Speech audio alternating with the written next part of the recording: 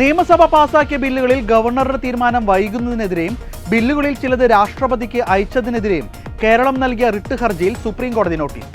കേന്ദ്ര ആഭ്യന്തര മന്ത്രാലയത്തിനും ഗവർണറുടെ അഡീഷണൽ ചീഫ് സെക്രട്ടറിക്കുമാണ് നോട്ടീസ് അയച്ചത്. അതേസമയം കേസിൽ കേരളം എതിർകക്ഷിയായിരുന്ന രാഷ്ട്രപതിയുടെ സെക്രട്ടറിക്കും ഗവർണർക്കും സുപ്രീം കോടതി നോട്ടീസ് അയച്ചില്ല. ചീഫ് ജസ്റ്റിസ് DY ചന്ദ്രചൂഡ് അധ്യക്ഷനായ ബെഞ്ചാണ് നോട്ടീസ് അയച്ചത്. നോട്ടീസിന് 3 ആഴ്ചയ്ക്കുള്ളിൽ മറുപടി നൽകാൻ കേന്ദ്ര ആഭ്യന്തര മന്ത്രാലയത്തോടും ഗവർണറോടും പ്രിൻസിപ്പൽ സെക്രട്ടറിയോടും സുപ്രീം കോടതി നിർദ്ദേശിച്ചു. ഗവർണർ 7 ബില്ലുകൾ രാഷ്ട്രപതിക്ക് അയച്ചതും 4 ബില്ലുകൾക്ക് രാഷ്ട്രപതി അംഗീകാരം നൽകാതിരുന്നതും ഭരണഘടനാ വിരുദ്ധമാണെന്ന് പ്രഖ്യാപിക്കണമെന്നാണ് കേരളത്തിന്റെ ആവശ്യം. സംസ്ഥാന സർക്കാരിനൊപ്പം TP രാമകൃഷ്ണൻ MLAയും ഇതേ ആവശ്യം ഉന്നയിച്ച് ഹർജി ഫയൽ ചെയ്തിരുന്നു. നിയമസഭ പാസാക്കുന്ന ബില്ലുകളിൽ എന്തു നിലപാട് സ്വീകരിക്കണമെന്ന കാര്യത്തിൽ ചില ഗവർണർമാർക്കുള്ള സംശയം നീക്കാൻ സുപ്രീം കോടതി ഇടപെടണമെന്ന് കേരളത്തിനു വേണ്ടി സുപ്രീം കോടതിയിൽ ഹാജരായ മുൻ അറ്റോർണി ജനറൽ KK വേണുഗോപാൽ ആവശ്യപ്പെട്ടു.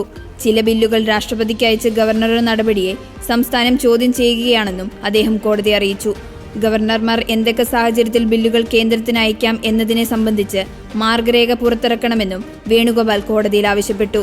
നിയമസഭ പാസാക്കുന്ന ബില്ലുകൾക്ക് അധികാരം നൽകാത്ത ഗവർണറുടെ നടപടി ചോദ്യം ചെയ്ത് ബംഗാൾ സർക്കാരും സുപ്രീം കോടതിയെ സമീപിച്ചിരുന്നു.